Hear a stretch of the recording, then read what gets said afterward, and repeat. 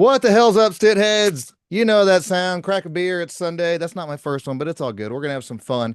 I took a 2 week hiatus because basically was on vacation with the kids. The kids back in school this week. I've been on call with work this week. It's fucking chaos. But speaking of chaos, I've got a great guest today that I've been listening to for a while. It's Tony Arterburn, who with the Wise Wolf Gold and Silver, he knows his shit when it comes to money and history and all the above.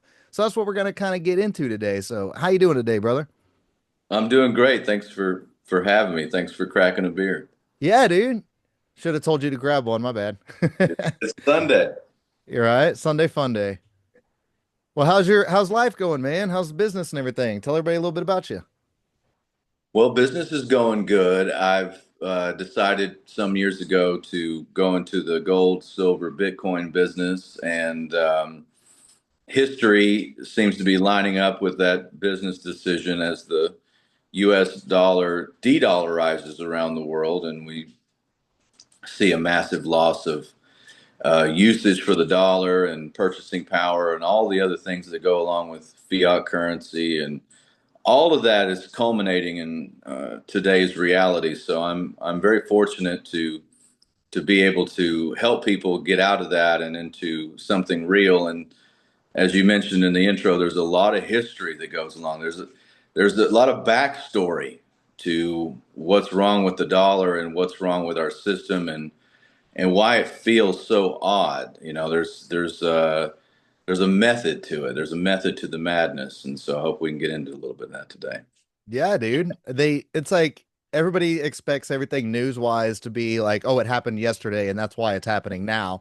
And you're like, dude, whether it's October 7th or anything else in the history book, just because the event happened recently doesn't mean that things hadn't been leading up to that. And so that's kind of the interesting thing of, people don't realize that like gold, like what you work in, precious metals, that's the way to go because it's not, what am I trying to say? Like it can't be fucked with. I mean, it's got its value regardless. You're holding it physically in your hand while you can hold a dollar bill and every day it can shrink another half a penny or 10 cents or whatever.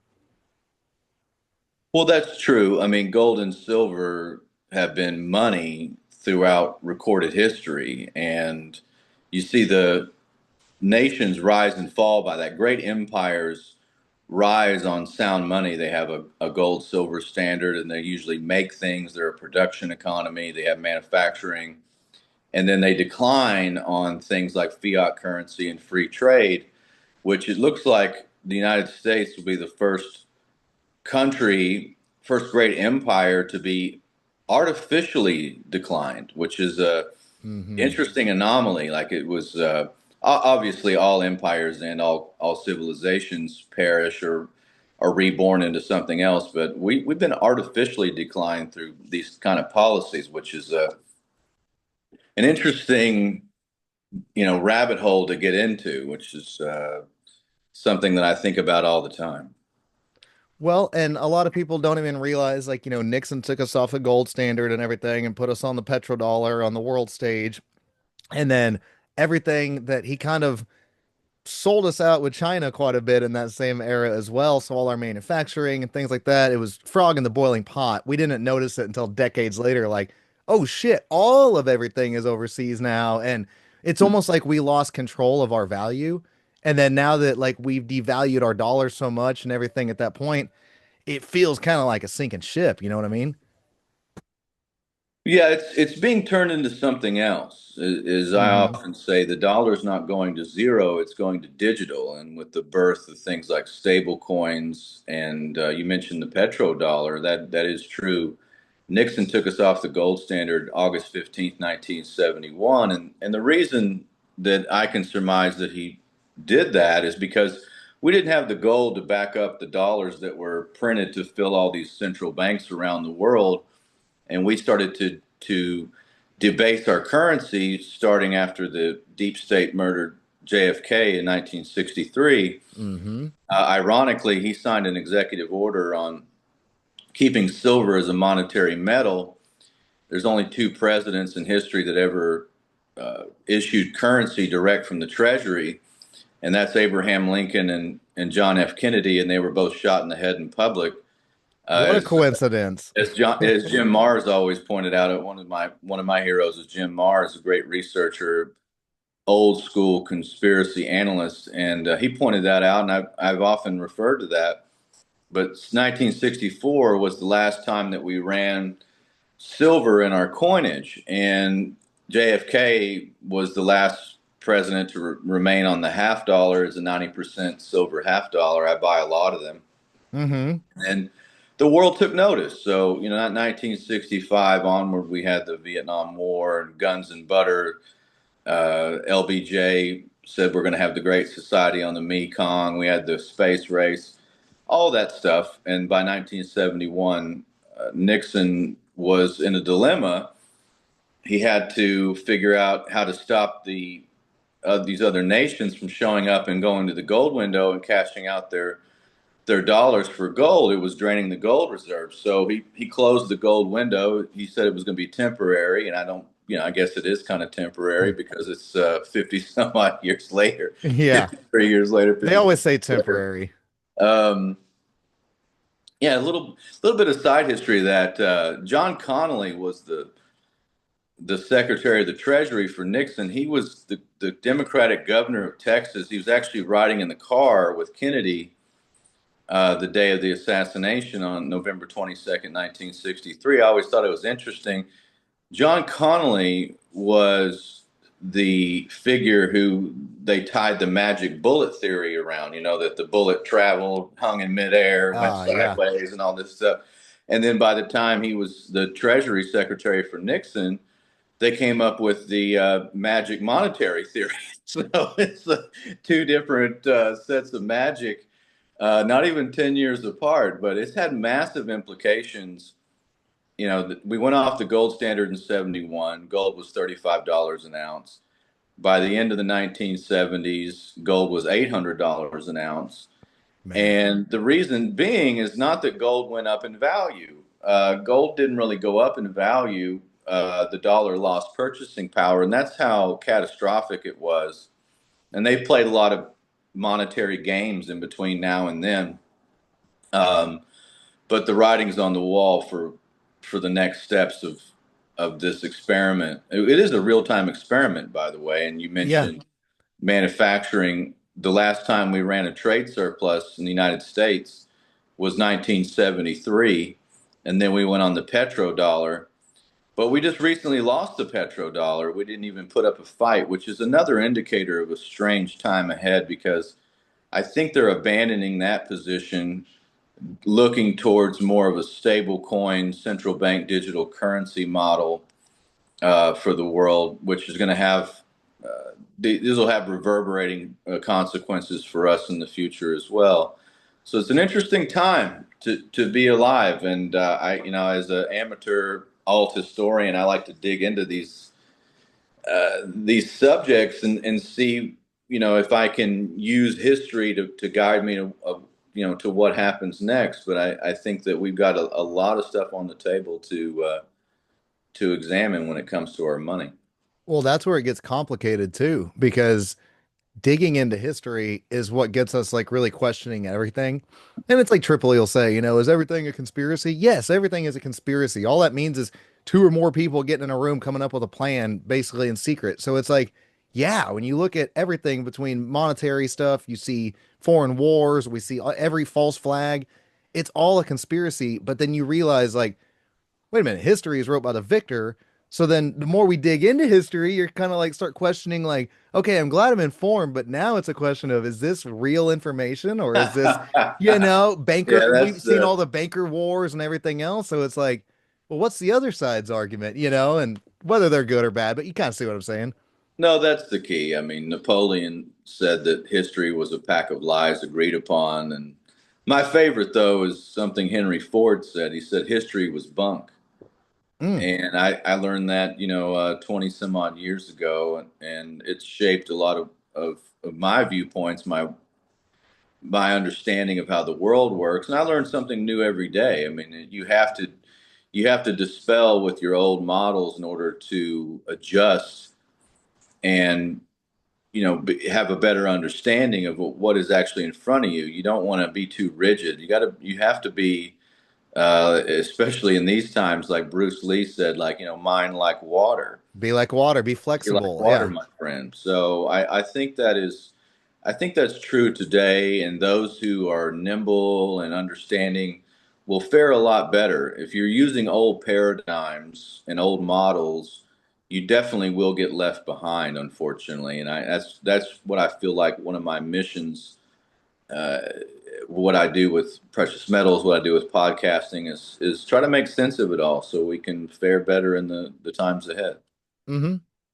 And, as we were kind of bringing up like the petrodollar and other things like that, we see on the world stage, it's almost like you had brought up that this is almost like maybe a little manufactured, or almost, instead of like, it's not just negligence and then you see like an empire crumble because they just got too big for their britches or Of stupid. Like, it's almost like there's some people puppeteering and pulling some strings. They know what they're doing. course So there is. as a veteran, I want to ask, what are your thoughts on like the whole, 7 countries in 5 years and all that, and then all the freaking central banks of the Middle East, all these countries, they didn't have a central bank. An invasion happens to every one of them, whether it's the big scale or small scale. Next thing you know, they're We all got in that same free, get club. some freedom dropped on you. Yes, Yeah, sir. if you're Gaddafi and you want to set up a gold back African currency, that's a no-no. You're And going to free die in a water. horrible way. Or if you're Saddam Hussein and you get permission from the United States to retaliate against Kuwait for slant drilling into your country, then you become the next Hitler.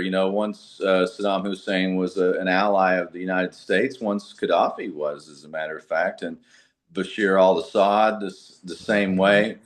I kind of chuckled at the Zelensky, his entire persona, and I was like, you gotta. Osama bin Laden was also Tim Osman was also an ally of the United States, Yes, and you got sir. to be careful. What's the latest from Tim? Like it's not, it doesn't go very well. But you're right about the central bank part, and I mean, that's just history. I mean, if you're an adult and you're a grown up, then you understand that conspiracy is really the way that history works, and you don't get there by TikTok memes and sound bites. You get there through real study, and what you Mhm. find is that yeah, two or more people and those who have the ability to control events will try to steer things to the best of their ability to make sure that they're retain their power, wealth, and influence.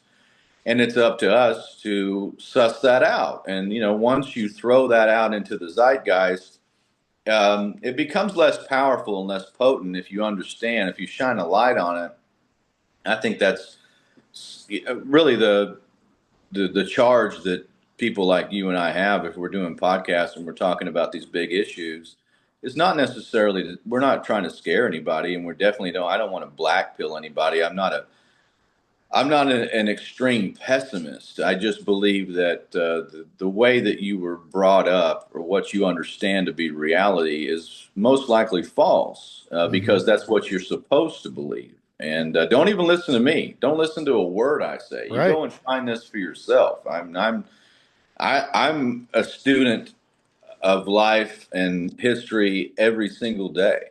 That's how I look at it. It's like talking Stitt, dude. Like, I don't know what the hell I'm talking about. Like, all I know is that the experts that tell you this, whether it's Fauci, whether it's NASA, whether it's whoever, it's like as soon as they're challenged on their own ideas, the big wigs, the top dogs, then they fall apart. Their arguments fall apart. So it's like guys like us, whether we have answers to anything or none at all, it's like we're just trying to wake people up and realize, like, hey, quit listening to the authority figure all the time. Yeah. Doesn't mean you have to go burn a building down, but just start questioning shit. Don't just be spoon-fed government propaganda like we've been for decades. Well, it's a healthy perspective. I would want, I have a 20-year-old son. I'd tell him to question everything. Question what this means to your life. Question what the outcome is here, and do the research. Look to the backstory. What's the motive?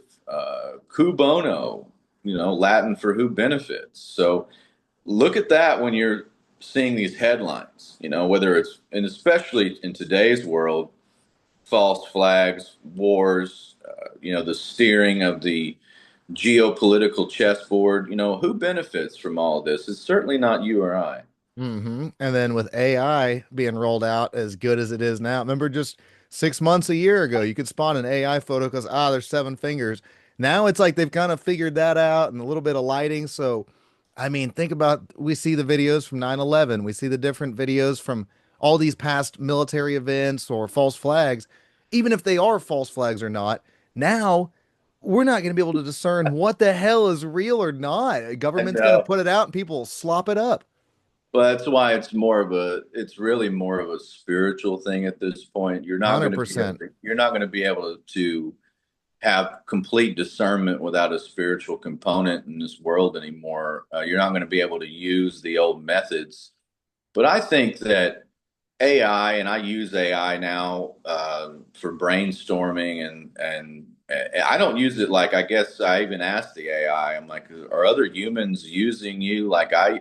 They're like, no, it's a very small percentage because I actually want to learn. I'm not trying to use it to do anything for me. I want to intellectually grapple with it and say, well, why do you think this, and why do I think that, and then what's your key points, and point counterpoint, kind of a dialectic. So Mm.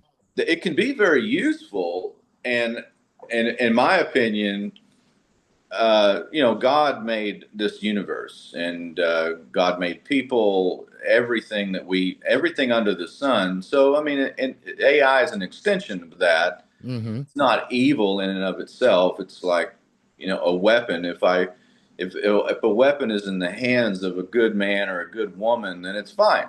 Yep. But if a weapon's in the hands of a psychopath, then we got a problem. And you just got to be able to have discernment. I think that's a key word in today's environment, Eric. I mean, it's Do you discernment think is everything. do you think AI is older than we think?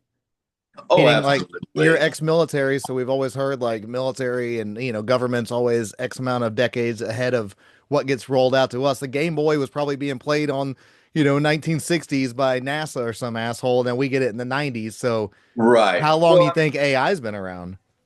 To the most idea of likely chatbots and stuff. chatbots, most likely, 1960s, and No kidding, really. yeah, I mean, the ARPANET, which is ARPA, is the Advanced Research Project. Is DARPA. It's now it's Defense Advanced Research Project. That was the internet was 1968. The same thing, the timeline for the World Trade Center was 1968. That was the beginning of the construction of the World Trade Center. It's Hmm. also the year that 911 went online. Ironic. Exactly 33 years to the day of 9/11 or so, 33 years to the event anyway of 9/11. I find all of those things, and there's a higher structure of time, when it comes to understanding reality, and they do things in sequences. I don't know exactly how it works, but I just know that these things are older. I mean, we've been primed over time to understand that, oh, AI is going to rule over you. AI is going to become self-aware. AI is going to be a cold calculating murderer, Terminator 2 kind of stuff. Yeah. Terminator 2 or the Matrix or Yep. whatever. And Yep. so we've been primed for that. And I hang a question mark on the rest of, well, if you're priming me for it, then you want me to believe it, and belief is everything. So what if it's not this thing? I'm just saying, what if I'm supposed to believe that it's my overlord? I gotcha. Yeah. I just think that, if you just step back for a minute, uh, reality it belongs to God Almighty. For It sure. doesn't belong to the lizard folk, and it doesn't belong to Davos or Klaus Schwab or the World Economic Forum or the Palantir, or whoever. Palantir. It doesn't belong. This is God's world, and I know that you can get Yuval Harari from the World Economic Forum to say that man is a hackable animal. I don't believe that. I think human beings are special spiritual beings. I mean, Hmm. I think my dog is a spiritual being. I think this is a spiritual, metaphysical experience that we all have with life, and it's much more special. And I don't think that I think there's a lot of negativity surrounding our timeline, but there's also a lot of opportunity. Well, it's kind of like you brought up a good point, like with your dog. Everything is a life force in a way, whether it's got its energy, it's got its soul, whether animals have souls, whatever, that's why they're man's best friend, dogs. But if you think about it, like cloning people or these ideas of, like you said, humans are hackable, like Yuval Harari said, you're like, well, yeah, but it's almost like a vegan burger. Like you can make the vegan burger and it looks like it. It might be a little satisfying, but it's not the same as like the real hamburger, And You that's kind can't of what humans are. You can't you can't completely, replicate yeah. can't replicate what God has done. And this doesn't even have to be a religious statement. This reality is a lot more special and a lot more mysterious than somebody who, like a Yuval Harari, who clearly hates people. Hmm. And a lot of these elites, that Henry Kissinger called the third world useless eaters. I don't see humanity that way. I think that we all have special abilities and we're all children of God. So I just push back against that and say, well, you may think that we're machines, we're not machines. And I think that to have that as a myopic view, a materialistic view, which I do not share. Well, I like how we brought a little spirituality into this too, because I'm a very spiritual person. And, some people in the conspiracy world, maybe that's not their jam, but they like hearing weird stories and other shit too. But did you see that speaking of like Palantir, Peter Thiel, it was either yesterday or the day before, announced that he's going to have like basically a giant TED talk with all the other, world billionaires and tech guys, AI dudes. They're all going to get together and he's either going to do like a multi-hour or multi-day course on the Antichrist. And you're like, of course he is. What? Did you hear Huh. about that? I've heard wind of that, and I need to dig further into it. It's good material for my show. I've been busy with setting up a new physical location here in Texas. I got an old branch bank. Used to be a Bank of America, and then it was a Texas State Bank, and I took it over. And now we're going to have a bank location with actual money in it, not No just shit. fiat Cool. currency. So it's a lot. Yeah, cool times. I rebranded for Texas.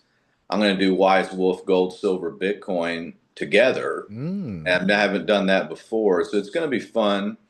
So I've been a little preoccupied. I always get equilibrium, a couple of days after a project, and I'll dive back in. I always look at what the headlines are, and I do my weekly radio show. So I'm sure I'll be talking about that. But that's been my thought all along on whatever you perceive as the Antichrist would be. And I even asked the AI about the singularity. What are Mm. your thoughts on the singularity and the technocracy and transhumanism? Those are interesting conversations because I think it's the powers that be attempt to become divine, to become God themselves, and it doesn't really work that way. Like you can't overthrow the creator. Right. It doesn't work that way.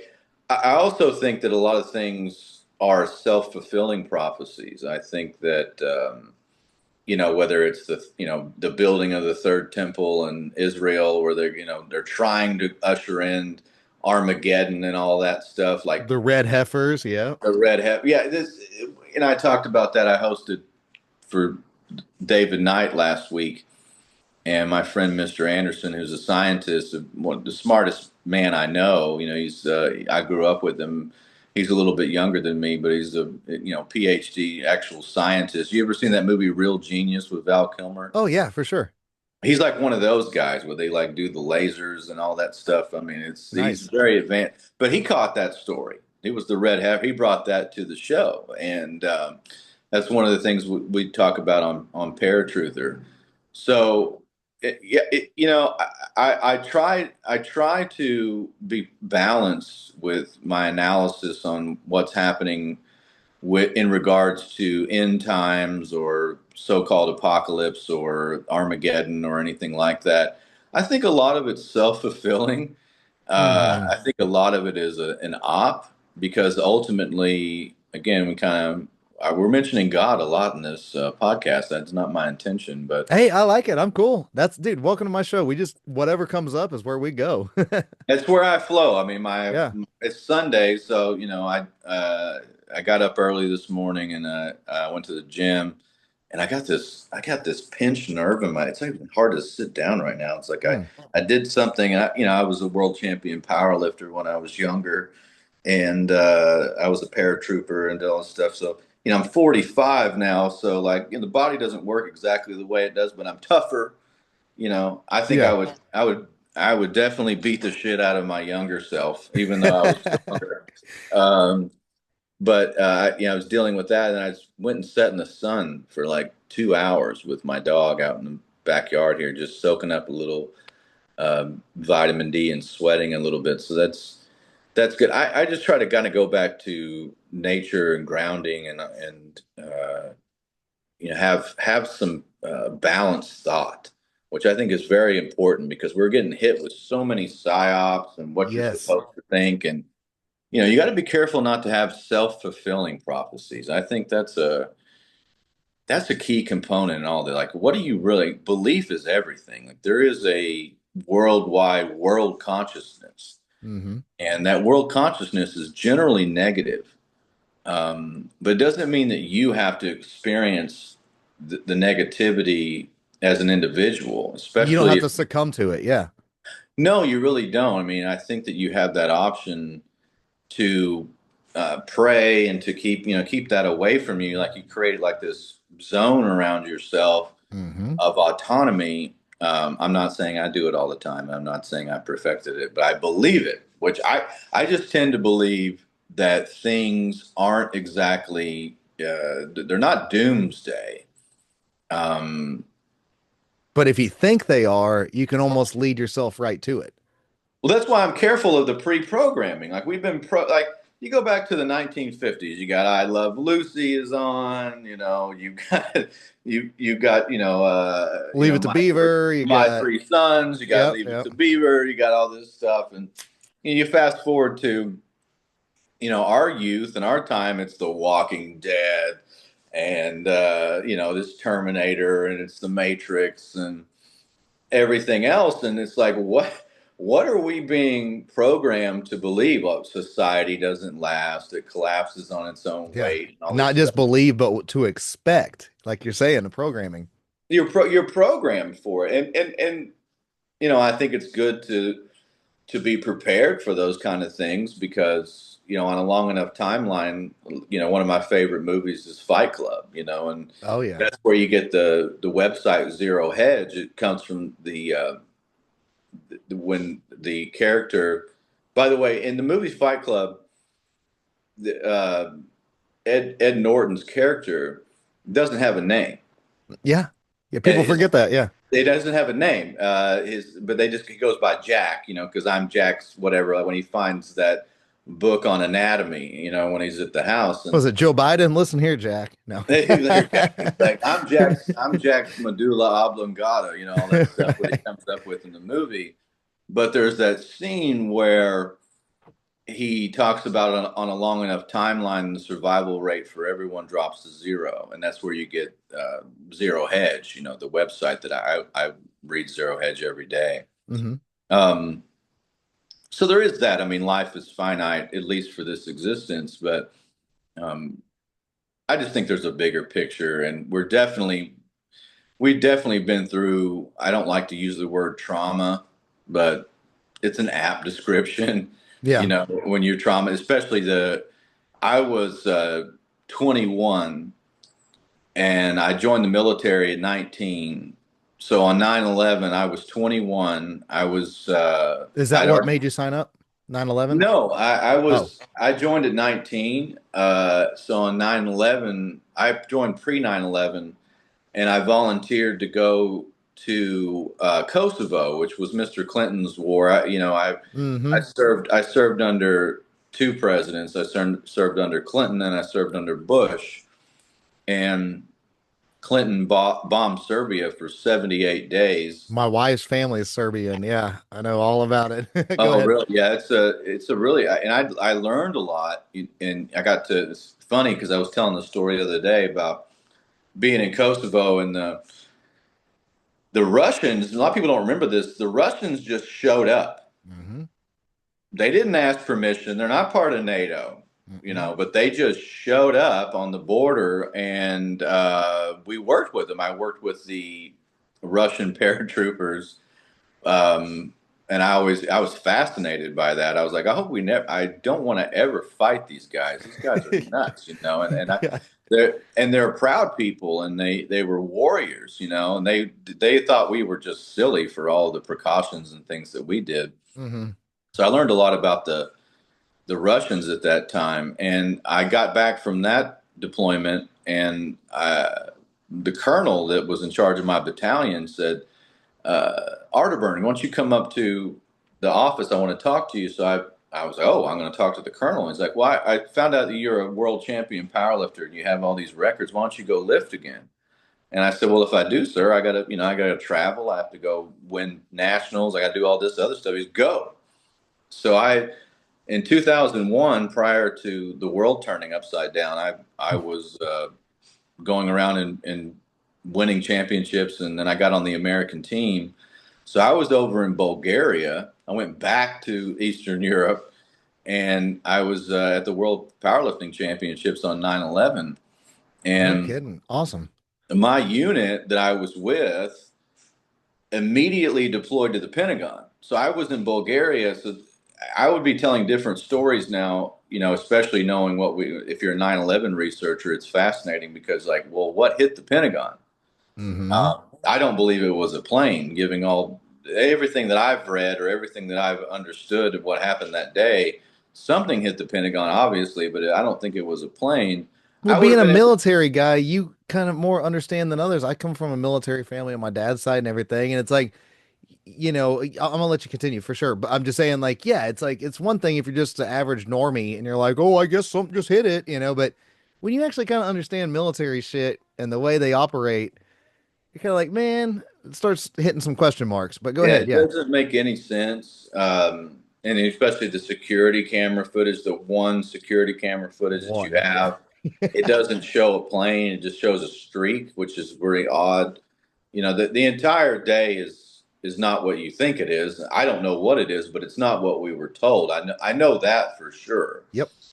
So history is happening at that time, and when I got back to the U.S., uh, my unit was gone to the Pentagon, so I went to another unit who became the first Army company on the ground in Kandahar. Oh shit. So I was there I got there at the end of 2001. I just turned 22 on December 26th. A fun fact, I was born the day the Soviets invaded Afghanistan. So I was born on December 26, 1979. And 22 years later, I would be walking as the first Army company of the United States, a military in Kandahar, Afghanistan. So That's I think trippy. that's kind of weird. It's kind of I think about that all like, what's the mathematical probability of that? It's not very high. As a matter of fact, it's funny. My son got me, I think for Father's Day, I've got a Soviet gold coin That's from cool. 1979. It's got the hammer and sickle on it. And we bought it at the shop, and I put it in a bezel and wear it around my neck because that's such an interesting history. The gold outlasted the government. It Yeah, doesn't even exist anymore, but the gold goes on, and that's crazy. Yeah, that's kind a of good way to look at it. Yeah.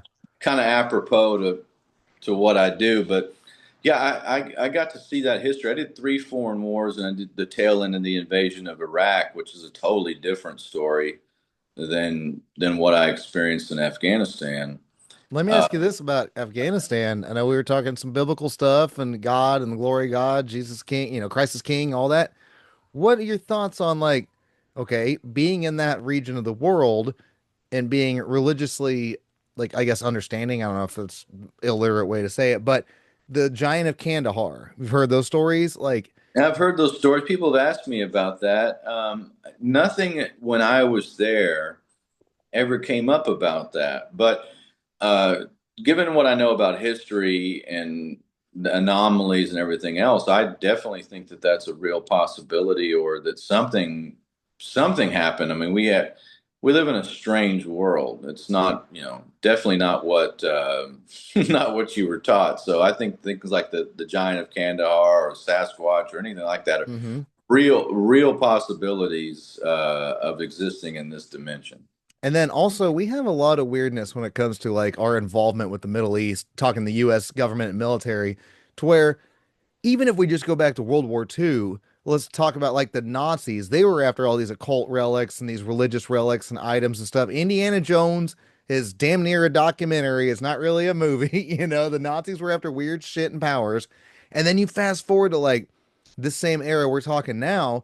Hillary Clinton, all the emails and shit, and the resurrection chamber of Nebuchadnezzar is fucking brought up in her emails, and you're like, to do what? And then you have, the idea of weapons of mass destruction, and then you're like, oh, there's all other people that talked about stargates in Iraq, and you're like, wait a minute, we never really found the weapons of mass destruction. Like, are we on some Indiana Jones journey looking for more than we're not just bringing people freedom and stealing oil? Like the Middle East and the desert has a lot of weird fucking secrets, man. Oh, I agree. And I thought that when I left Iraq, when I was 24, I thought that there was some other thing, like there had to have been. And I actually wrote an outline for a novel at 24, 25, thinking about that. That it wasn't for the WMD or whatever the hell it wasn't even for Mm. that anyway on the surface level. That's you. If you believe that, then you have real issues. Hey man, Toby Keith's cool, but he indoctrinated a whole shitload of people to put boots up brown people's asses, I know, man. It's so sad. One of my favorite scenes of the most realistic war movie of my experience was an HBO series called Generation Kill. I've heard of that, And yeah. yeah, it's about the first Marine unit into Iraq and the Rolling Stone reporter that was with them. And they have this great scene where Ray, the driver, is making fun of that song, and he goes like, "Hey man, eagles fly in Canada too." Like he's like it's just it really summed up like nobody believed that. Like nobody was like, "We're going to put a boot in their ass." Like nobody. It, if you look back on it, it's so sad because we were attacked on 9/11, Hmm. but not by the things that you think attacked you. Mentally Like attacked. we were harmed, and it was murder, and it was awful, and it was evil, but it Hmm. wasn't what they said it was. They wanted us to react in a certain way. That's the tragedy of all of it. Here we are, 24 years later, Crazy to and think, yeah. And what happened to the War of Civilizations? Where's the Caliphate? Where's this all? Where is all of the stuff that we were taught that was coming our way that was going to get us these boogeymen? They hate our freedoms, dude. They, they hate us for, I made fun of that. I was like, well, if they hate us for our freedom, do you think that we can be friends now? Because we lost all of it. I No mean, shit. Yeah, it's a good can point. we just be friends? And I remember Why can't we be friends? one of my heroes is Pat Buchanan, and he Yeah. wrote. I remember reading him years ago, and he said, you think that their explanation for why they attacked us or whatever is that some Al Qaeda members stumbled upon a copy of the Declaration of Independence and went berserk. Like we can't allow this. That's not what happens, and there is certain things like the CIA comes up with terms like blowback, Yep. and blowback's a real thing. And actually, it's like Isaac Newton, for every action, there's an equal and opposite reaction. That's just history. You So kill a I agree with 12-year-old that. kid's dad and he grabs his AK, and now you have the next extremist, right That's after exactly him. right. You go around, night sticking people like a drunk cop around the world, people are going to hate your guts. And, especially Hmm. you bomb, Clinton bombed aspirin factories, Hmm. whatever the hell that was. I mean, we were bombing wedding parties and droning people, Hey, wait, Obama, Obama, no, there was no controversies with Obama, right? No, I'm kidding. Obama said, "I'm really good at killing people." Hmm. He said that, No, with I wouldn't doubt it. Didn't he have a, with his like, robots. when they I'm asked him about really good drone at. strikes, he said something about a whoops or something like that, same kind of thing, like just cold and callous. It's callous, and there. So on the surface level, I'm surprised that it hasn't been worse. But if you look at 9/11 as a whole, I think it's from everything I understand, and this is, I recommend reading David Icke's book, The Trigger. It's a great book. Um, you dig into that, and what you find is it's a deep state operation with Zionist ties. Could even be a splinter government inside the government, Hmm. something like that to steer history, kind of like when David Icke called it a trigger. It was the opening of the 21st century to an agenda, and there is a lot of other aspects to it, not just the New World Order. There is the military-industrial complex. There's certainly Zionism and the neoconservatives' preoccupation with the Middle East. You mentioned the 7 countries in 5 years. Wesley Clark brought up Hmm. post 9/11. It is really disgusting, but I don't think that it was 19 hijackers who just decided that America's way too free and they have to, fly some planes into some buildings, because you have another whole other thing to unpack there. Like, how do they implode into their own footprint? How does Building 7, collapse at free fall speed without being hit by a plane? Who Building is six hollowed out. Yeah, hollowed out. How is Lucky Larry Silverstein at a Hmm. dermatologist appointment? All this other stuff. In retrospect, it's so sad, and it's shaped so much of our reality, that trauma that happened to not just the American people but the world. And it's millions dead. I mean, at least hundreds of thousands, and For sure. the For defiling. what? For what? Like, what did we change over there? I mean, I'm not trying to like diminish your duty or nothing. I'm just meaning Don't worry about like that. I don't did don't worry about diminishing anything that I did did. we just stir up a hornet's nest and make it 10 times worse than it was when we could have, and then it brings back to like what we originally were even talking about in the beginning. I'm glad we went off into this. I love this. But in the beginning, we were talking about, money, monetary systems, banks, gold, all this shit. Like, I've seen dozens of photos of the military soldiers that were seizing gold in Afghanistan. Just like, do you remember the old World War II movie with, oh shit, Clint Eastwood, Kelly's Heroes? Hmm. Remember the premise of that? They were going to get the gold from the Nazis that the God. I mean, and it's like it turns into a follow the money every It's fucking always time. follow the money. Every fucking time it's It's follow the always money. follow the money. Well, and that could even be a sideshow too. Um, but you look at the metrics. First of all, if you wanted to do a controlled demolition of this great American experiment, the land that I love, this Hmm. this republic that I adore, if you wanted to bring it down from the inside, you would use its worst tendencies against itself, which is Gore Vidal, who was the gay Pat Buchanan, if you will. He said that we were the United States of amnesia. Yeah. And people don't know their history. So if you're throwing all this stuff at them and you think, well, this is who attacked us, this is what we got to do, you can whip up that fervor and they'll go anywhere. Hmm. And the debt of the U.S. in 2000, Derek, was $5 trillion.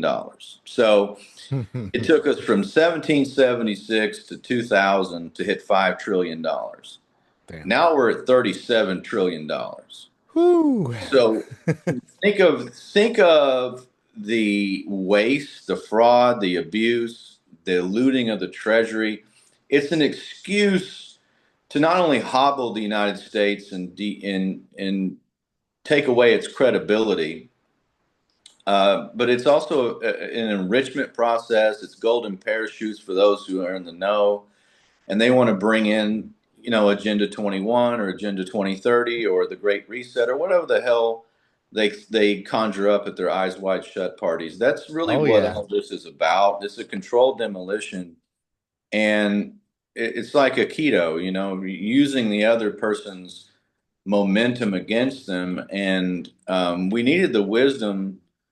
I would highly recommend. There was an article that Pat Buchanan wrote right after 9/11, very bold. Now, he didn't go into the conspiracy side of it, um, but the title of the article was America Pays High Price for Empire. Mm. And it talked about all the things that we had done to precipitate this attack. And I thought that was very courageous in the aftermath of 9/11 to just lay that out there and say this is something that we have caused. Kind of like the Ron Paul moment against It was Giuliani.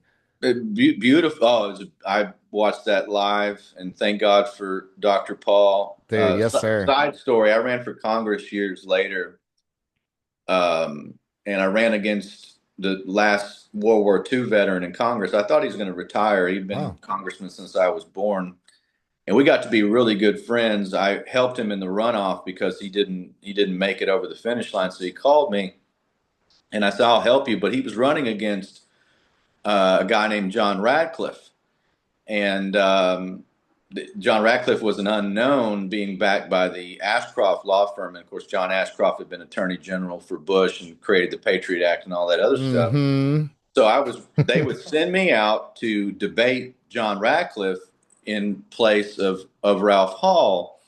And all these years later, John Radcliffe's now head of the CIA. And I always thought that was funny because, I'm just this, I'm a Texas guy. I'm a paratrooper who likes books, and I'd be debating and doing quite well, by the way. He does not like me, the head of the CIA, which is, I guess, if you want my street cred, there's some street cred There for you you. go. I love it. Um, but they put me on a campaign banner. I remember when I was with Ralph, and I said, "Well, did you get Ron Paul's endorsement? Aren't you friends with Ron?"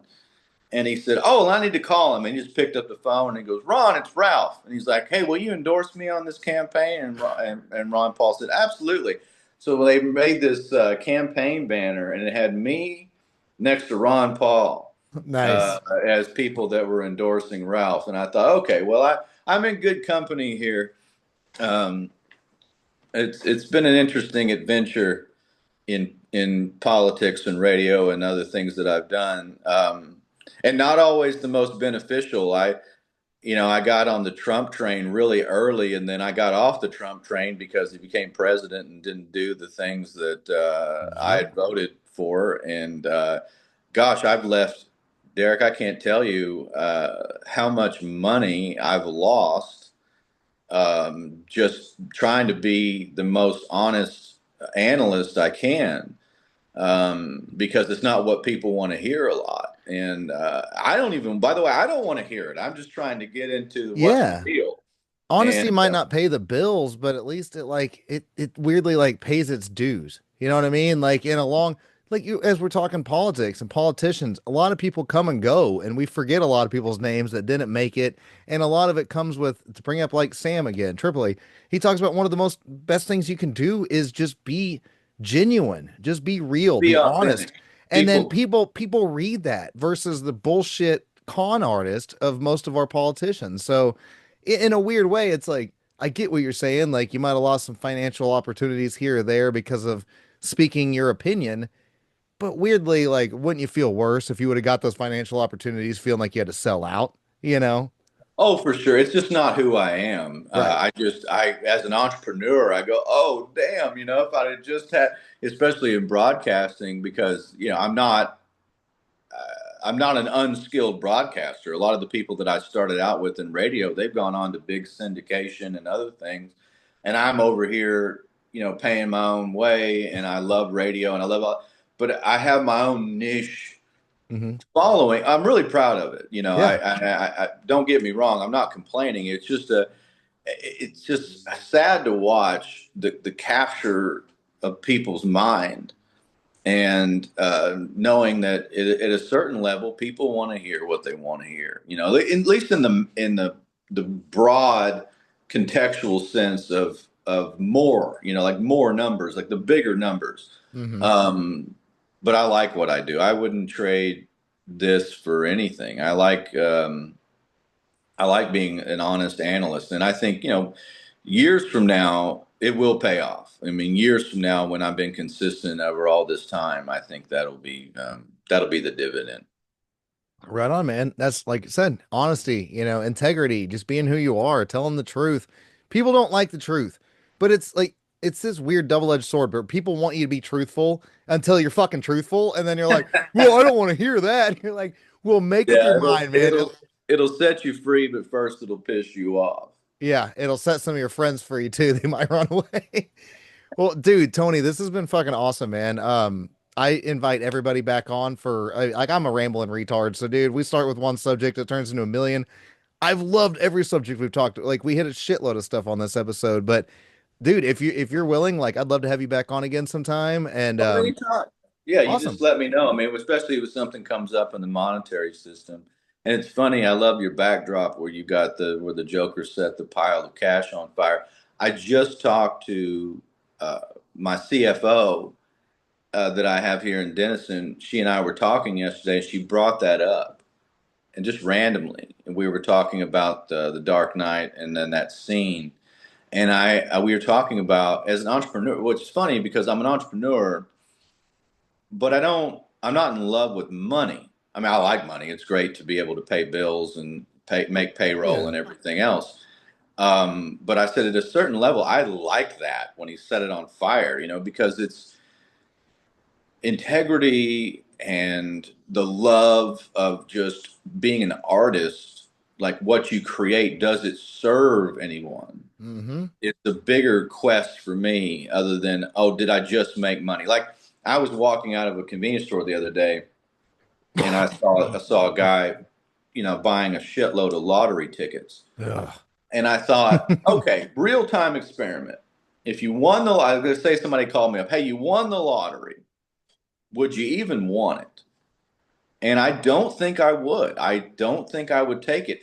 I'm doing fine, and I'm in control of what I make, for the most part, and what I don't make. I want it to be my own. I don't. The money doesn't solve the problem. Mm-hmm. It's the spiritual aspect again, and we go back to that. It's a metaphysical thing. Bingo. I think the quest is to find out who you are and your ability to create and to make something that serves others. The money in and of itself is not the answer. So I was thinking about that the other day, and then I think about all these people who sell their soul out, and it's really sad. The world's in the shape that it's in because the people who have the most do the least. Bingo, dude. I like that. Yeah, the more you get, the more you end up succumbing to the world's sins and everything that like is thrown before you because you have money now, and then you have the wrong people flocking to you, and it turns into just it's back to kind of discernment, like just trust your gut and follow yourself. And I'm with you, man. It's like, everybody needs money. You have to pay your rent, you have to pay your car payment, you all pay your bills, buy groceries, all that shit. But don't let it be your God. But at the same time, dude, tell everybody again where they can find you because gold and silver, assets, things like that, that's what is really important as everything's falling apart. Well, my website, you can go to tony.gold, and pretty much every link at tony.gold has my podcast. It has links to my business. If you're interested in turning some fiat currency into gold and silver, we're a nationwide dealer, and we have a subscription service for that. I did something unique with that, and looking at the metrics of what gold and silver companies usually market for, and I said, look, if you got $50, I want to help you. And right now we have like close to 1,400 people that buy from us automatically on a subscription service called Wolfpack. Mm-hmm. So I would go and check that out. There's a tab on my website where you can check that out. You can do subscription service from 50 all the way to 5,000, and then we help people with IRAs and 401ks, getting into physical precious metals, and then also Bitcoin. It's just something I love to do. I've been doing it for a long time now, and it fits me like a glove. Makes you feel good to help others, It does. Well, hey, Tony, dude, I don't want to keep too much of your time, man. I got to get these kiddos some dinner and shit going pretty soon, but I've loved this, man. Like I said, you're definitely invited back again. We'll pick another topic and then probably ramble into 30 others like we did. Let's But do it. welcome to my show, man. That's exactly what I do here. But hey, dude, like I said, I'll put all your show notes and everything, or I'll put all your links in the show notes. I always get that backwards. But anyways, Stitt-Heads, Tony Arterburn, look him up, man. Not just is he like a wealth of knowledge on history and everything else, but he can actually help you financially. And if you look up Wise Wolf, his programs and everything like you're talking about, it's like different tiers. So it's not like you just have to be some fucking multimillionaire or whatever. Like this guy can help you in many different ways. The world's turning to shit. The money's going to shit. You know, just because you got it in your wallet doesn't mean it's going to do anything in 6 months or 6 years from now. So, guys, in closing, thank you, Stitt-Heads, for tuning in to another Talking Stitt. I will talk to you next time. And don't forget, we keep putting the ass in classy, and I'll see you next time, bitches. Peace out.